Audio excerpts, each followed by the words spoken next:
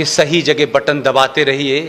जितनी बार आप इस बटन को दबाएंगे उतनी जोर से यहां भी निकलेगा भारत माता की जय, उतनी जोर से चिल्लाएंगे। शपथ लेते वक्त कुछ मुनाफिकों ने, मक्कारों ने यह जरूर कोशिश की।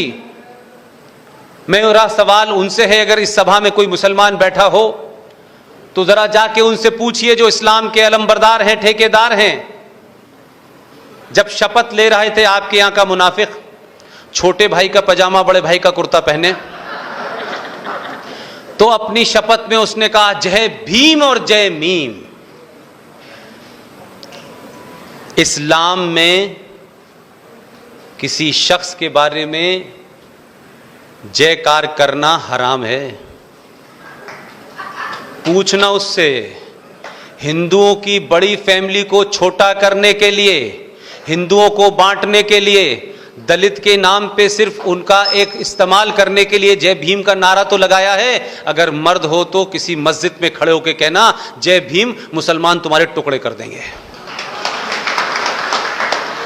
और जिन्होंने कुरान मजीद नहीं पढ़ा है वो भी ध्यान से पढ़ें।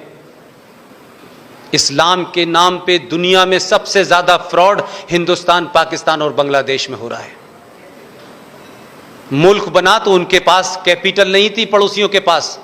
कराची में पहला अधिवेशन किया, लेकिन जब कैपिटल बनाई तो नाम रखा इस्लामाबाद। मैंने 12 साल में इस्लाम को बहुत ढूंढा, मिला नहीं।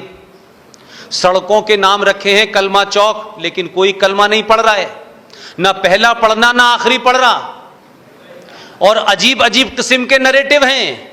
मुल्क बनाने के बाद जो उस मुल्क में सबसे ज्यादा ज़हीन कौम थी, सबसे ज्यादा इंटेलेक्चुअल कम्युनिटी थी, सबसे ज्यादा एजुकेटेड कम्युनिटी थी, जो सत्ता की व्यवस्था के ऊपर बैठी हुई थी, कहा कि अच्छा आप यहां के अब डिप्लोमेट बनेंगे, उठिए यहां से, हम आए हैं। आपने पहली फुर्सत में पाकिस्तान के अंदर मुसलमानों का एक सेक्ट है जिसे अहमदिया सेक्ट कहते हैं, आपने अपने संविधान में उसे गैर इस्लामिक और गैर मुसलमान घोषित कर दिया। आप इतने बड़े जाहिल हैं कि जिस कुरान के मानने वालों ने कहा कि अगर तालीम के लिए उस दौर में तुम्हें चाइना भी जाना पड़े तो चले जाना, वो ऐसे जाहिल लोग हैं कि जो पढ़े हुए लोग थे आपने उनको ही गैर इस्लामिक घोषित कर दिया।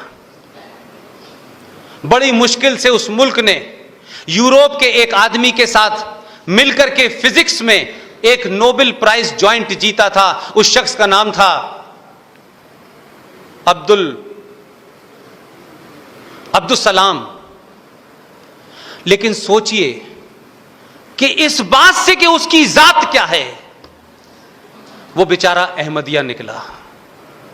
मुल्क में इतना टॉर्चर किया गया कि उसे मुल्क छोड़ने पे मजबूर होना पड़ा, और काशी मुल्क में जाके एक आम आदमी की मौत वो मर गया। ये वो अजीब मुल्क है जिसने इस्लाम के नाम पे मुल्क बनाया था। आप बार बार ये कहते हैं अगर मेरी आवाज मुसलमानों तक पहुंचे और ना पहुंचे तो आप पहुंचा दीजिएगा। आप बार बार ये कहते हैं रब्बुल आलमीन, हम भी उसमें विश्वास रखते हैं। यह बात अलग है कि उसको सिर्फ हम अपनी जबान में कहते हैं कि इस संसार को, इस ब्रह्मांड को कोई एक चला रहा है, वो ईश्वर है, वो कोई अदर शक्ति है। आप उसको रब्बुल आलमीन कहते हैं कि ये जो भी कुछ हो रहा है, ये जो रब चल रहा है, उसको कोई चला रहा है। हम भी यकीन करते हैं, लेकिन हमारे यकीन में और तुम्हारे यकीन में सिर्फ इतना ही फर्क है कि हम ये मानते हैं कि सब कुछ उसकी मर्जी से हो रहा है। हम 1000 साल तक गुलाम रहे, हमारी कमियां थी, ऊपर वाले को लगा कि इन्होंने दुनिया में सब कुछ दिया है, हमने कुछ कमियां अपने अंदर पैदा की, उस कमियों के कारण हमें ऊपर वाले ने गुलाम बनाया। उसकी मर्जी से हम गुलाम बने, क्योंकि उसकी मर्जी से जब पत्ता नहीं हिलता, उसकी मर्जी से जब हवा नहीं चलती, बारिश नहीं होती, तो मैं और आप किसकी मर्जी से चलते हैं? हमारी कमियों के कारण हम 1000 साल तक गुलाम रहे। लेकिन तब भी हमारा रब्बुल आलमीन पे कोई सवाल हमने खड़ा नहीं किया, हमने नहीं किया। लेकिन वही रब्बुल आलमीन जो पूरे रब को चला रहा है, वो उसने पुष्पेन को भी पैदा किया है, उसने रफीक को भी पैदा किया है, उसने सलमान को भी पैदा किया है। वो जब बारिश करता है तो ये सोच के नहीं करता कि मैं रामपुर में नहीं करूंगा, मैं अलीगढ़ में करूंगा, मैं अयोध्या में करूंगा, मैं अजमेर में नहीं करूंगा। वो ये नहीं सोच के करता है, वो जो कुछ करता है सबके लिए करता है। तुम तो उस रब के ऊपर सवाल उठा रहे हो। तुम तो कह रहे हो, हम कह रहे हैं कि उसी रब्बुल आलमीन ने मोदी को भी पैदा किया है।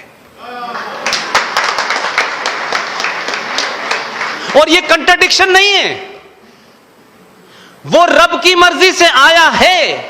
मैं और आप भी आए हैं, मेरी भी भूमिका है, आपकी भी भूमिका है। उसी कुरान मजीद के अंदर एक आयत में लिखा हुआ है, योगेश भाई आपके बहुत दोस्त मुसलमान हैं, वो पता नहीं कौन सा कुरान पढ़ते हैं, उनसे कहिए देवबंद का कुरान ना पढ़ा करें, सही कुरान पढ़ें। उसी में लिखा हुआ है कि अल्लाह मियां फरमाते हैं कि ऐ मेरे मानने वालों, मुझ पे यकीन करने वालों, मेरी हिदायतों, मेरे डायरेक्शन को मानने वालों, मैंने तुम्हें दुनिया की हर अच्छी चीज से, नायाब चीज से तुम्हें नवाजा है, सब चीज तुम्हें दी है। इस कायनात में तुम्हारे लिए सब कुछ है, सबके लिए है, हर इंसान के लिए है, वो छोटे से कीड़े से लेकर के बादशाह तक के लिए है। लेकिन मैंने ये कायनात बनाई है, इस कायनात में रहने के कुछ उसूल बनाए हैं। उन उसूलों से जिस दिन भी तुमने अपना मुंह फेरा और उन उसूलों से तुम हटे, इसी कायनात में मैं लोग ऐसे भेजूंगा कि वो तुम्हें सही रास्ते पे ले आएंगे। ये उन्होंने कहीं नहीं फरमाया है कि उसका पजामा ऊपर होगा, ये जरूर फरमाया है उन्होंने कि वो किसी भी शक्ल में हो सकता है। ये बात अलग हो कि उसका कुर्ते की बाएं छोटी है। और वो भी देखिए, वो भी अल्लाह का ही बंदा है। उसने अपने आने के दिन से लेके आज तक इसी बात पे ताकत लगाई कि अल्लाह ने जो जो कुछ कुरान में फरमाया है उसकी नाफरमानी हो रही है, उसका मिसयूज हो रहा है। कि आप 3 तलाक के नाम पे अल्लाह की बनाई हुई उस मखलूक, उस औरत को जो दुनिया को जन्म देती है, जिसके पैरों में जन्नत होती है, आप उसके साथ क्या करते हैं भाई? आप 3 बार अपने घर में ठंडा खाना, गर्म ठंडा खाने के चक्कर में आप उसको तलाक देते हैं और सड़क पे खड़ी कर देते हैं। और आपने कानून बनाया कि उसको अगर आपसे शादी दोबारा करना चाहे तो आप कहते हैं गैर मर्द से शादी करे, उसके साथ वो रहे, फिर वापस आए, वो तलाक दे, तब आपके साथ हो। तो तलाक आप दें, भुगते वो औरत। ये उस अल्लाह के बंदे को लगा कि ये अल्लाह ने तो ऐसा नहीं कहा था, तो 3 बार ऑर्डिनेंस ला करके कानून बनाया कि मैं मुसलमान औरतों को जिस नाजायज तरीके से उनका नुकसान किया जा रहा है, जो कुरान और अल्लाह के नाम पे कर रहे हैं, मैं उसे करने नहीं दूंगा। और उसी अल्लाह के बंदे ने, ये बात अलग है कि 14 में वो अकेला था, 19 में एक और उसे मिल गया। अल्लाह को भी लगा कि उन 14 की ताकत कम पड़ रही है, तो उनका इसको होम मिनिस्टर बनाओ। उसने भी 35 पे और 370 अल्लाह की मर्जी से हटाई है।